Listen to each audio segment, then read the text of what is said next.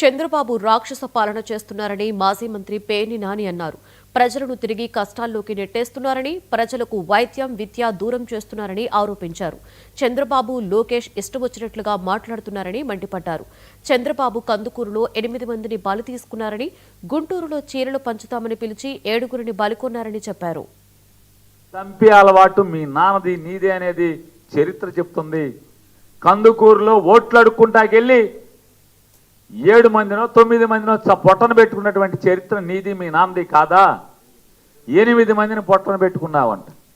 గుంటూరులో పేదరికాన్ని ఆసరాగా చేసుకుని పేదరికానికి ఎర్రేసామని చెప్పని 100 రూపాయల చీరలు పంచి పెడతామని చెప్పి రమ్మని చెప్తే పాపం పేదలు నమ్మి వస్తే వాళ్ళకి చీరలు సక్రమంగా పంచిపెట్టకుండా మీ ఫోటోల కోసం, వీడియోల కోసం జనం గుమ్మిగూటి తోసుకునేది కనపడాలి కాబట్టి అని చీరలు విసిరితే లారీల్లోంచి ఆ తొక్కిసలాటలో అమాయకులైన పేదలు 7గురు అసూలు బాయలేదా? 3 అసూలు బాసి చనిపోలేదా అని అడుగుతున్నాను.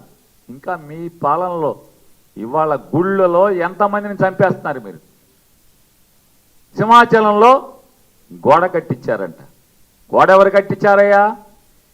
పోలీసు శాఖని, లా అండ్ ఆర్డర్ని కాకుండా మిగతా అన్ని శాఖల్లో ఏలెట్టి గిరగిరగా తిప్పేటువంటి ఒక పెద్ద మీ ట్రబుల్ షూటర్ అని ఫీల్ అవుతున్నటువంటి ఒక మంత్రి గారు ఉంది.